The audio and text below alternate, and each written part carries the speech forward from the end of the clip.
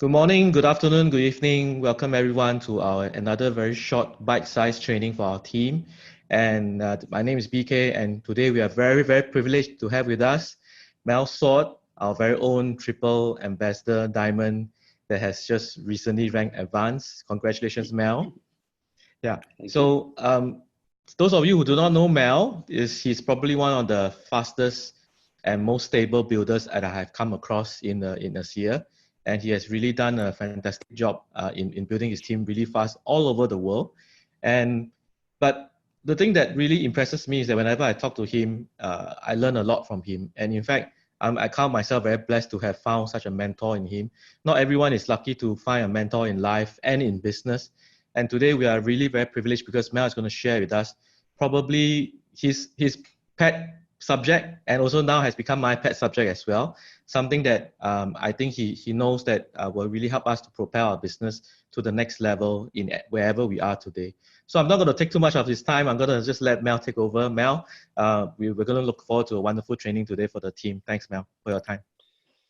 Thank you, BK. Thank you for lovely introduction. Thank you very much. I'm always very humbled when I hear people introduce me.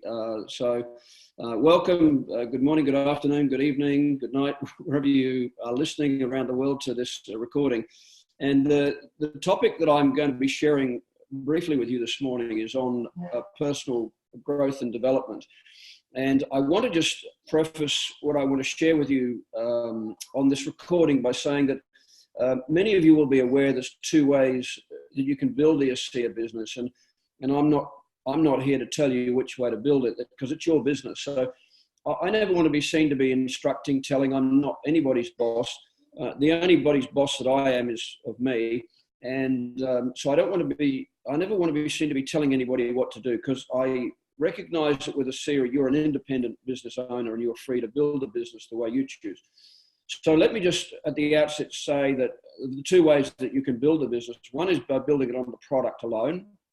And there are plenty of examples of people that have done that very well, including Danny Doyle, April Harry-Yuan, Dr. David Silverman, many of the top leaders in the world, Trish Schwenkler most likely, many of the top leaders have built the business that way.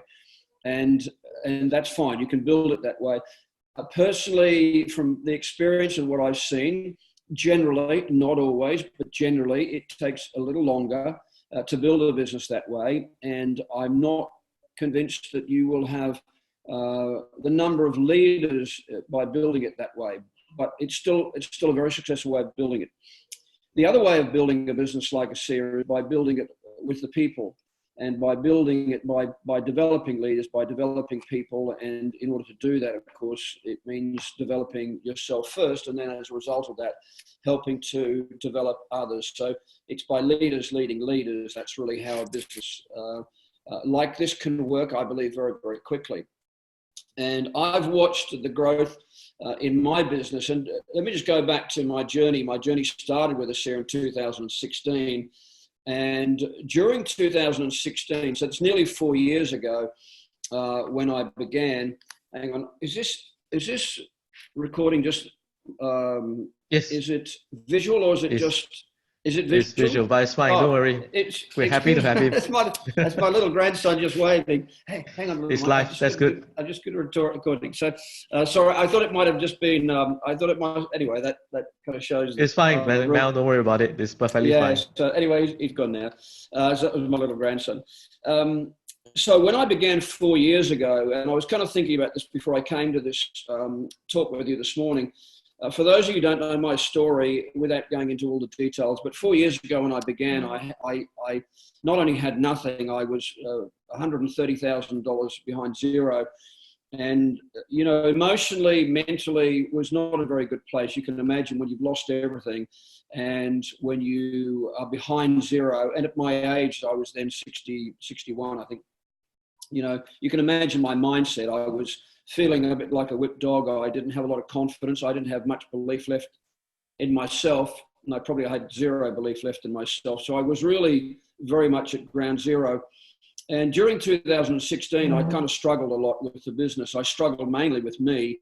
And the reason in hindsight that happened was that I was, in a business like ours, you attract who you are. And so, in 2016, when I started my journey, I was very much a wounded warrior. And so I was attracting other wounded warriors.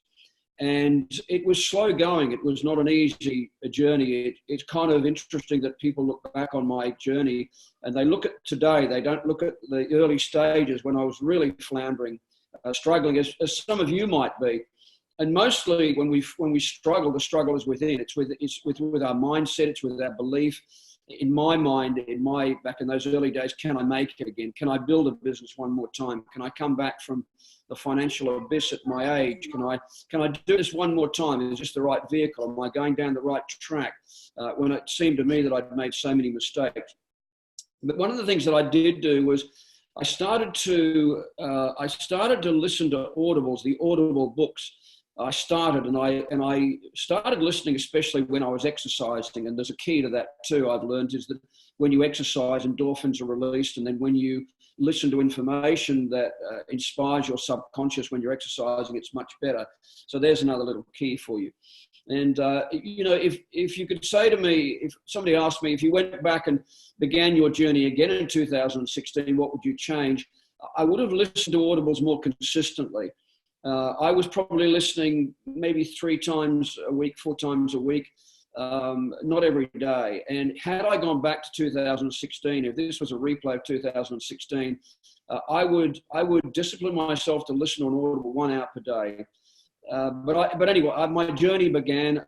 I guess I grew as fast as I could grow. I was dealing with me, and it was not an easy journey. But gradually, I started to watch myself change. My mindset shifted. My belief in me started to change.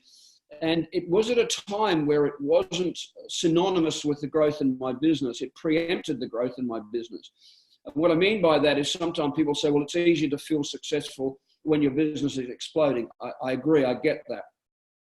But the success and the explosion really has to take place in your mind before it takes place in reality. It really has to come in from your belief system in your mind. And then you start attracting who you are, who you think you are.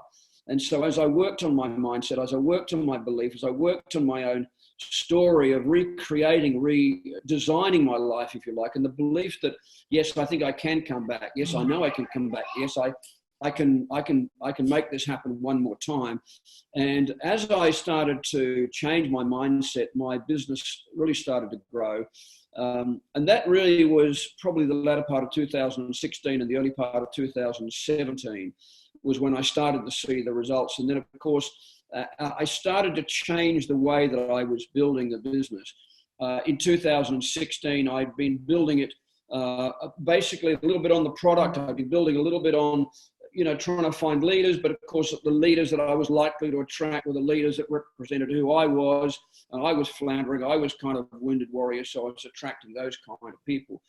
And at the end of close of 2016, early 2017, I actually did a course with a gentleman who I'm not going to say allowed me, but he very much gave me permission. Not that I needed it, but the dots kind of connected where I thought, I'm going to build my SEER business the way that I wanted to build it, which was on finding key people. And I kind of thought, okay, in order for me to attract key people, I have to be key people. So I started working very hard on me, on my mindset. I started really getting into the audibles early 2017. I started listening with more intent, and I listened to change. I didn't just listen to a book or an audible just to say, well, I've listened to an audible. I went looking for answers. I went to the audible books looking for solutions for Mal. What can I take from this book that will help me? What can I take from this book that will help me to grow me so I can inspire and help other people? Because our business really, if you look at it, is really, in my opinion, it is about developing people, developing leaders. But that starts with us. And so how fast your business grows will really be a reflection of how fast you grow. So oftentimes I'm talking with some of my, up and coming leaders, and often there's a sense of frustration. BK, I'm sure you can relate to that. I certainly relate to that. When we're going in the early years and the early stages, the struggle to build a business like this is not with the market. if it was with the market, then we wouldn't have any presidential diamonds or presidential triple diamonds or ambassador triples or doubles or ambassadors. It's never an outside job, but it's always an inside job. And so for me, once I started understanding that again and growing with that and understanding that I would attract who I could be, that my business really started to explode. And the changes that occurred probably around February, March 2017 were explosive. It was like somebody just turned a light switch and the business just grew so fast. And in fact, within about 5 or 6 months from that, I went from, I think other people could tell you this more exactly, but I think I went diamond, double diamond, triple diamond in about 5 weeks, something like that, because I had the underpinning of leaders that were coming through that I had, and I was attracting to me, I suppose, to the organization, but I think based on who I had become, or who I was becoming. We never become. We're always in the process of growing. So I don't want anybody looking at me and saying there's the finished product, because it's not. I'm constantly growing. What I'm sharing with you is what I'm still doing, redesigning who I am, redesigning my life. That will never change. That will continue, on and on. In the process of doing, what I'm doing, building organizations, Dexter Yeager used to teach us that, we're like a tree in nature. A tree is either growing or it's dying. There's no middle ground, even though I know a lot of people want to get to that middle ground where nothing affects them, but that's not life.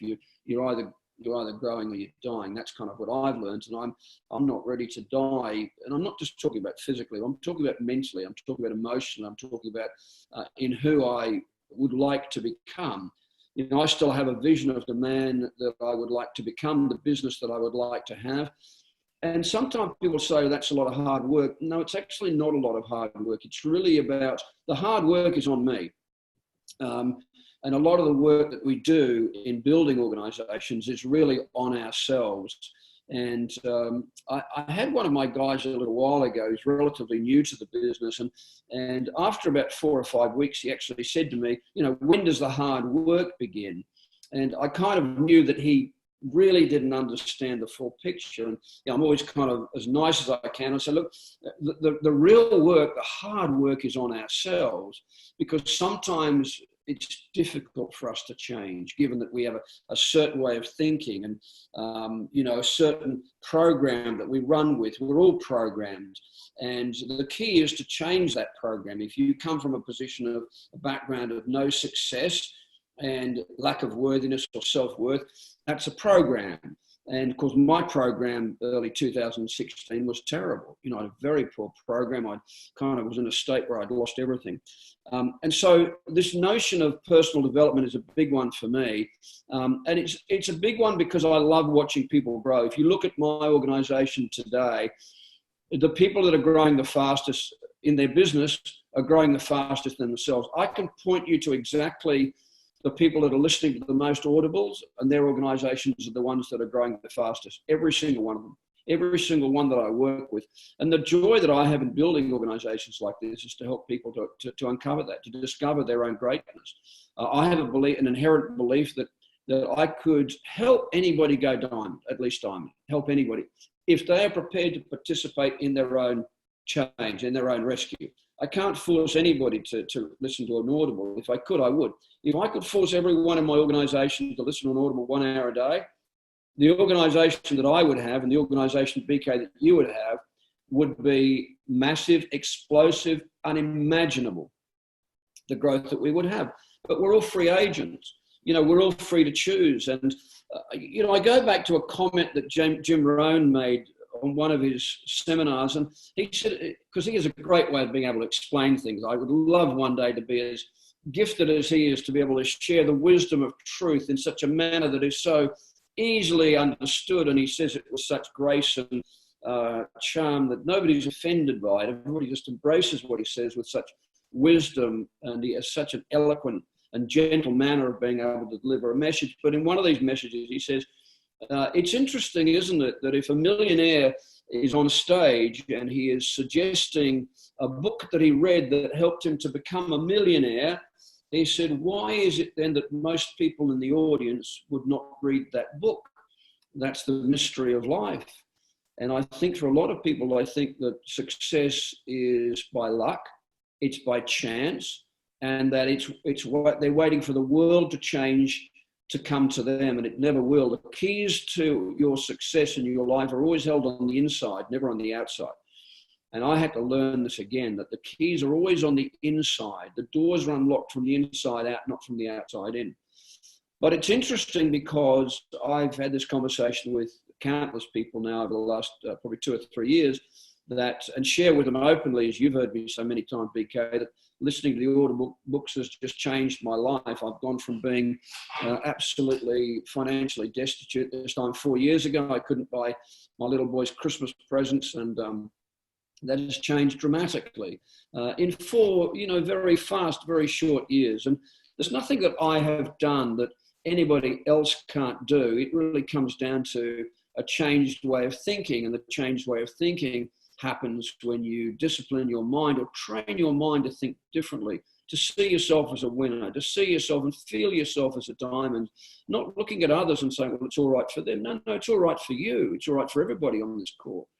I believe that if everybody on this call, if they were to set themselves a goal in 2020 of listening to an audible half an hour to 1 hour every single day, 7 days a week, you will see big changes within 90 days, in most cases within a couple of weeks. Within a very short period of time, you will see the changes. Or if you don't see them, others will see the changes. People will comment to you, wow, you don't talk like you used to. Your language has changed. You seem more upbeat. You seem more excited about your future. You seem more excited about life. You seem more excited about the possibilities. You seem to be more generous. You seem to be more gracious. You seem to be more level. You seem to be more placid. People will see the changes, but you will also see them. You'll notice in your speak, you'll notice in the way you think. And the key is that you control the way you think. The world doesn't control the way you think. You and I control our mind. It's not the mind controls us. We control our mind. We control our thinking. And it's a discipline. And listening to the audibles will definitely change the way you think. 2 of the books that I'm recommending to people now as they begin their journey with a seer, or people that have been in the business a while, are 2 books written by a man called Richard Bliss Brooke that I was privileged to speak to just before Christmas. Christina actually organised a live conference call with him, and I was very privileged to share about half an hour with this man. His name is Richard Bliss Brooke. He lives in Lanai. He's a 40-year veteran in our industry. And he's written, well, he might have written a number of books, but the 2 books that I'll recommend to you is, one is called The 4-Year Career by Richard Bliss Brooke. It's a very good view of building a business like a seer, what it takes to build a business like a seer. He's very honest. What I love about Richard Bliss Brooke, he's totally honest. He'll tell you openly that most people won't make it. And that's true.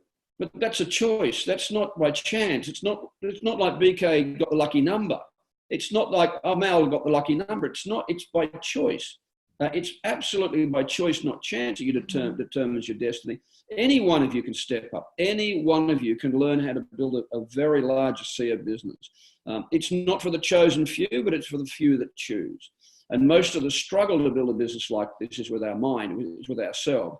The belief that we can do it, dealing with the challenges in the early days.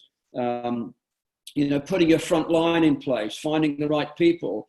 Sometimes you go through a stage where you put in a lot of people that do nothing, and you think, my goodness, I don't want to sponsor any more like those people. But as you grow, you will find that will change. You'll start attracting, better people that are more competent, people that are more willing to build, people are, more in the looking zone, and it will change. Sorry, but I got sidetracked. The second book is a book called Mach 2, M-A-C-H 2, With Your Hair on Fire. And I've listened to both of these works now probably, I'm going to say, somewhere between 5 and 10 times. And I'm a veteran in the industry, regarded as a veteran in the industry. I think I stand at 27 years in, but he's 40 years in. He's more experienced than I am. And so I love to learn from people that have got more experience than I have. I don't stand on any stage or talk in any platform pretending I have all the answers. If I had all the answers, I'd be at the highest rank with a seer, and I'm not. I'm still learning. I think it's the preparedness to learn, though, that helps me move on. It's the preparedness to want to grow, want to change, want to improve, want to be able to help more people, want to empower more more leaders and develop more leaders in the organization. I get great joy out of that. I love watching somebody going through their challenge, and I don't want to stop their challenges. I don't want to prevent anybody from going through their challenges. I want leaders to be strong enough to deal with themselves and to deal with in the battle. It's not about preventing that. It's about empowering that. It's about empowering people that that's fine. You can get through this. You know, when people say no, that's fine. There's plenty of people that will say yes. You just got to work your way through to them. But it's very much a thought process. It's very much about the mindset. So personal development, as many of you are aware, is key for me. I believe that in a business like ours, that people move products. Products don't move people. And so if people move products, then the business we're really in is people. And so the people skills, the level of self-development, personal development that we have as we grow organizations is really fundamental to developing large organizations and developing leaders and attracting leaders, attracting the right people. And you know, you'll find people in your business. I've found people in my organization that are way better at building a sea business than Mel Sword is. I'm not very good at lots of things. In fact, I'm not good at sourcing websites. But I know where to go. I've got a very good mate of mine in my business who's just reached platinum. Young Sean, he's my librarian. You know, I'm not good at following, you know, where sites are. I'm not good at lots of things, but I don't have to be good at everything. So you want to take that pressure off you, but you do want to be good with people. At least do your best to be good with people, and do your best to be good with you and the way you talk to yourself. Most people's self-talk's not very good. Most people, the way they talk to themselves, they wouldn't talk to other people. So learn to control that. Learn to regulate how you deal with yourself, how you talk to yourself. You know, see yourself as a diamond, triple diamond, ambassador diamond, presidential diamond. Heavens above, some of you youngsters that are listening to this, you know, shame on you if you don't reach the presidential ranks in the next few years. My opinion, you'll never see another ASEA. My opinion, you'll never see another ASEA entering into the Asian, Malaysian, the Asian markets. It's like, this is like heaven on a stick. For those of us who've been in the industry a long, long time, this is incredible. You know, the ASEA business at this time in history is absolutely incredible. And it's there for the taking for anybody who wants to take it. And that starts with how big is your dream. Really, if you go back to the essence of people that build large organizations, it comes back to the dream. It comes back to how big can you dream? And then how much are you prepared to work on your belief, on your mindset, to be able to change and attract exactly what it is you want. And that's really how a business like this works. We're really a people business, I feel anyway. So I hope that helps. I don't know how long that's been, Biko. I wasn't looking at my clock. No, Mel, anytime I have a session with you and the team has a session with you, we always learn a lot. And I think I picked up several nuggets already on my own. And totally appreciate your honesty. This is one of the things that we really like about what you do with us. And of course, the idea you always say that, yes, this is our business. We do it the way we want. We can't force anyone to do the business any other way, right? Yeah. Maybe just a quick few questions for you so that I think some of the team members have asked before. A lot of times when, let's say, okay, so we know we can't force someone to listen to the audibles. We wish we could, but we can't, right? But once a person starts reading the audible, something that I picked up from you early on when you shared was that intent, the intent of listening. So maybe you want to elaborate on how you really do this listening, that if those people who are already listening to it, how can they benefit more from that? I think I learned a valuable lesson a couple of years ago. One of my guys, I won't say who it is, we were traveling overseas together. We were traveling over to, I think it was Salt Lake City for the annual conference. And there was a book that I recommended that he read called Psycho-Cybernetics by Dr. Maxwell Maltz. It's a great book. It's not the easiest to listen to, but it's a great book. It's a book you might have to go through a number of times. And anyway, I watched this gentleman read the book on the plane. I was sitting two down from him, and I was watching him reading, and so he's reading it a lot. And then we were at the airport on the way back in Utah, Salt Lake City in Utah, and he said to me, he said, I've finished the book. I finished Psycho-Cybernetics. I said, awesome. I said, can you tell me 5 things that you learned from Psycho-Cybernetics? Can you tell me 5 things you learned from it? And he looked at me, and he couldn't come up with one. And so what I learned from that is that many people go to the Audible books because maybe somebody in their upline said that's a good thing to do, and they do it out of a sense of duty. They do it out of a sense of, okay, well, I've read that one. What now? And that's not why we go to the Audible books. We go to the Audible books to go looking for something that will change us. We go looking for an answer. We go looking for, there's a great saying, you know, when the student's ready, the teacher will appear. So I go to an Audible book looking for the teacher to appear. I go looking for what is it that I don't know, because there's a lot that I don't know. And the older I get, the more I realize that I don't know and how little I do know.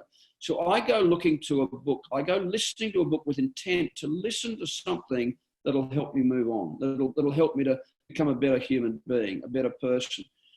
Something, and the keys are all there. And most of the books are recycled in the same way. Most of the great works come from the owner's manual, which is the Bible, and they're a spin-off in different ways from that. You know, the Bible, I say to people, is like it's like when you buy a new car, you get an owner's manual. It's really got a lot of wisdom in there. And the books really, most of the books, if you read them, they come from that, the wisdom of the ages. And everything's there for us to learn. But if people go just to say, well, I read that book without learning anything, then it doesn't really help you. It's just you tick it off your list, but unless you learn from it. And so for me, when I listen to an Audible book, and look, it's not a perfect science. We're human beings. Do I get on the Audible sometime and my brain wanders? Yeah. That's why I have to listen to some of these Audible books over and over and over and over and over. I can tell you that if I listen to the 4-year career, and the 4-year career, by the way, doesn't have to be a 4-year career. It could be a 3-year career. It could be a 2-year career. As Richard Brooks said, he's seen some people make it a 1-year career. You know, there's Ambassador Diamonds breaking in Taiwan in 1 year, so it doesn't need to be a 4-year career. That's kind of a generalization, and he'd share that with you, and he does in the book. But if I read that, if I listen to that again this week, again, I guarantee you, I would hear something in that book that I didn't hear the other 4 times, because our minds wander. I don't know if yours, what do they call it? Monkey chatter, chatter. And then you think about things that are going, if you're going to a meeting, I'm listening to my Audible, I'm thinking about who I'm going to talk to. And I'm thinking about other things. So I can listen to an Audible book that I might have listened to 4 or 5 times. I guarantee I'm going to hear information on that book that I thought, I've never heard that before. That's why it's important to listen to them over and over again, because you miss some of these things, whilst you're thinking about something else. But it's the intention, I think, that is the key. It's to go to look and so I can do better. I can be better. I can become better. And the beautiful thing about that is that it's never complete. It's not like we ever arrive. We don't ever arrive. We're all work in process. But here's my aim. My aim at the end of 2020 is to be a better, more rounded human being than I am at the end of 2019. That's the whole essence of it. And as a result of that, will my organization grow? It has to, because the organization is a reflection of who I am.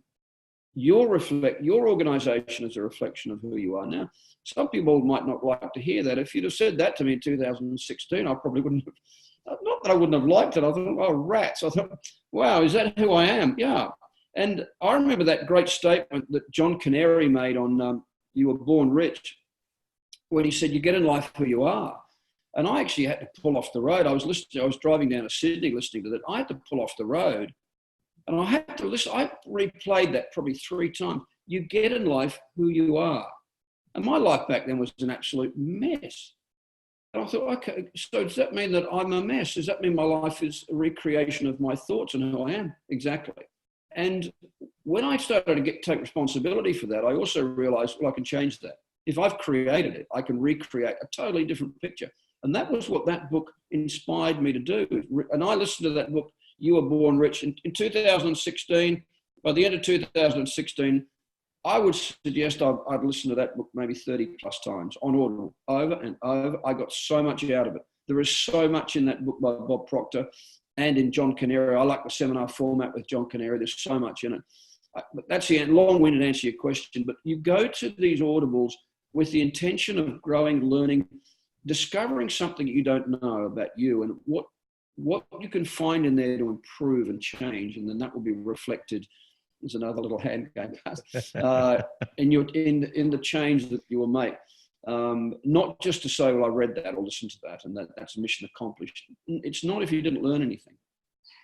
Yeah, that totally makes sense, and also I like the time. I think didn't mention it in this training, but there was another time when you told us that when you listen to the audibles, it's kind of like putting on armor on yourself before you go out to the battlefield, in a sense, because we are constantly facing rejections and different kinds of people that we have to engage on a regular basis, and Yes, sometimes that can get to us.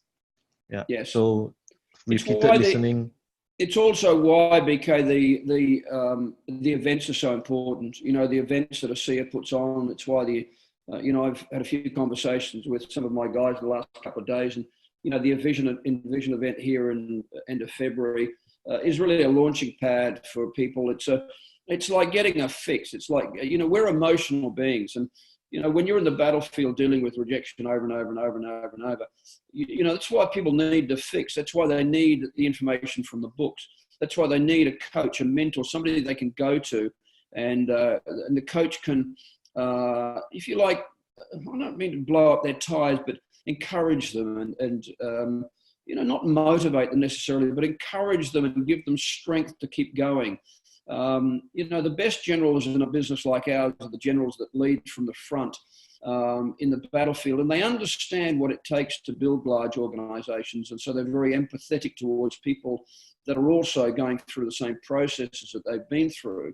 And so you become empathetic to people as they grow their organizations. But the books will certainly empower you, and it gives you a sense of putting on that armor so that when it doesn't stop the bullets coming, but it just means they ping off. So, it's why when I've got a new associate in the early stages, I do what I can, kind of shield them in the early days by making their phone calls and helping them do that. Because if I send them out to the battlefield with no armor on, I already know they're going to get bullets shot at them and they'll bleed. So, but if they've got armor on, if they've got strong armor on, the protection of their mind and the barrier of, okay, this is what's going to happen, and I understand the bullets are going to come, but I've got my armor off, and they're going to ping off. It's also why it's very important. So, a daily dose of an audible for half an hour before you get on the phone will do a couple of things. Number one, it'll inspire you, but it'll give you strength, and it will give you the effect of having this armor on to protect you from the negative. Building organizations like we do, it's fair to say, it's real to say, most of what I deal with when I contact people is people saying no to me. Often for the wrong reasons, I should say. In fact, most often for the wrong reasons. The very people that should be saying yes are saying no, and they're saying no for all the wrong reasons. But that's not for me to change that. But so most of what we deal with is people saying no. But it's getting to a place where you can be resilient to that. Once you get past that, once you get immune to people saying no to you, there is no limit to how you can build a business. Now, I always expect people to say yes to me. Why would they not say yes to this opportunity? And I have a high level of expectation, but the reality is that they don't. It just doesn't change my course. I don't cry about it. I just move on. It's like there's a great saying about the universe. What I'm looking for is also looking for me. So I know in the world right now, there are plenty of people, thousands, hundreds of thousands of people around the world that are looking for this opportunity, an opportunity to change their finances, an opportunity to change their health, an opportunity to leave a legacy for their families, an opportunity to totally transform their lives in a relatively short period of time. What's relatively short? 18 months to 4 years in there. There is a process of sowing in the early stages, and we all go through that. That was my 2016, was sowing and sowing and sowing and sowing, and I wasn't reaping huge dividends. I mean, I was making an income anyway, but it wasn't huge by any stretch of the imagination compared with today. But there is a process, and certainly the audibles do help you put on that armor of protection, so that when you go to the market, that you've got some armor on, and it protects you from the people that are going to say no to you. And there's not many people that are mean. As I look back on 2019, not that I keep a list of the really mean, nasty ones, but there's probably in 12 months, I probably had 4 or 5, people that are just having a bad day and want to take it out on me. And it's like, the classic statement by Jim Rohn, he used to say that, there's only 9 or 10 really mean, nasty people in the whole world. He said, they move around a lot. put that in perspective. 99% of people that I connect with are fine. All they're going to say is, look, I'm not looking at the moment. I'm not in the looking zone. And I'm fine with that. I'm not offended by that. Yeah. And oftentimes I'll say, is that a no for now or no forever? They said, no, it's just a no for now. I said, would you mind if I stayed in touch, maybe come back to in 3 to 6 months? Because I know that people's circumstances change. They do change. Most often circumstances change. That's life. And so I always like to leave the door open. I don't want to burn any bridges with people. I keep that door open so that there's maybe down the track that they'll be open. I'm about to sponsor somebody, enroll somebody today. I spoke to him first about the business probably 2.5 years ago, and timing wasn't right for him. Series of circumstances, but the timing's good now. So, but I just kept moving. I didn't wait for him. I just kept moving, and now the circumstances have changed. So just be nice to people.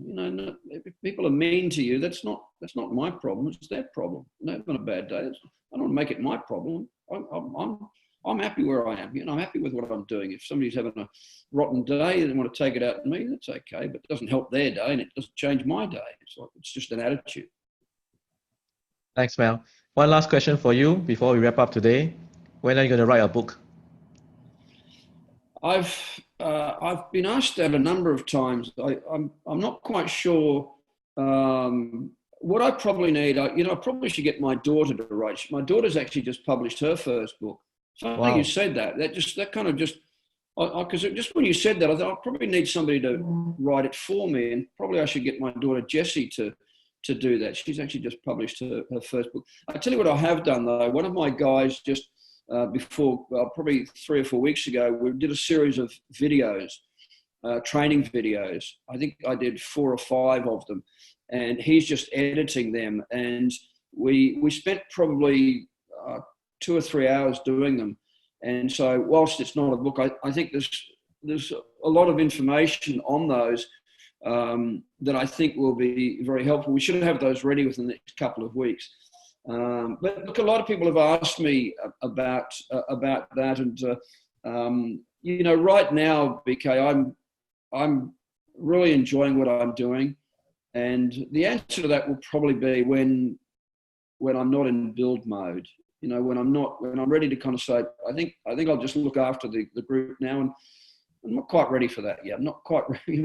I just turned 65, and a lot of people ask me, when this little Jai, hey, bye-bye, Jai, bye-bye. A lot of people ask me, he's a mischief like his grandpa. A lot of people ask me that, when are you going to retire? And I suppose the answer is when I stop enjoying what I'm doing, maybe, probably. And I'm really enjoying this. I mean, this is such a gift. I've waited all my life for this, to have an opportunity like this, and I'm really enjoying it. There's a few things I want to change this year, but the book will probably lie sometime after I've, gone into management mode, and I'm not in management mode. Nothing wrong with management mode. Nothing wrong with that when you've got a large organisation, because there's benefit for that. But you don't want to go to management mode too early. Be careful of that one. It's a trap for young players. But I've got a goal to enrol more personals this year. I kind of want to get up to where Trish Winkler is and see if I can, match that. So it's just a kind of, another goal. But I don't have any ambitions, aspirations to be, at the top of this. I'm just happy doing what I'm doing. I'm just enjoying what I'm doing, really.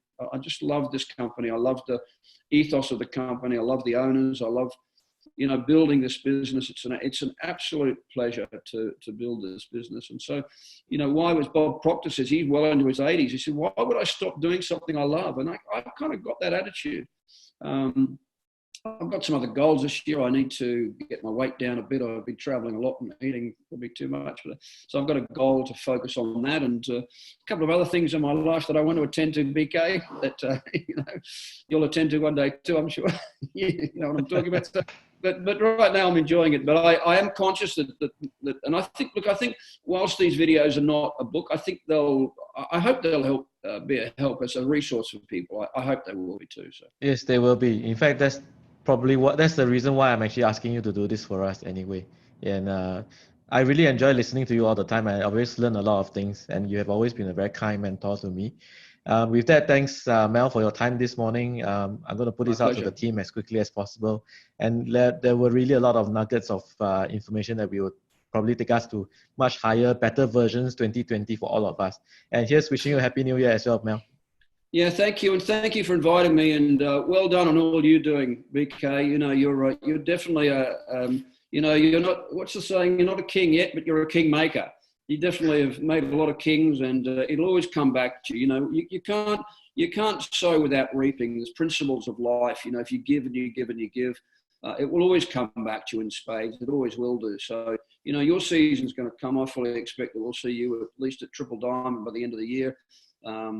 At least a Triple Diamond, maybe more. So it's always a great pleasure being with you. You and I have become good mates over the last couple of years. So it's always a pleasure to spend time with you. It's great to be in business with you, and I can't wait to see you up into the diamond rank. So I know that'll be in 2020. So well done, and well done on all you're doing in Malaysia, and got some incredible growth going on there. So a lot of that's because of you. So well done, and I wish everybody a great 2020. I'm sure I'll see you somewhere in 2020. I've got already a pretty busy schedule lined up for next year, but I'm sure I'll see you somewhere. Thank you very much for your time, BK. Thank you for inviting me this morning. So I hope it's been helpful. Thanks, Mel. See you soon.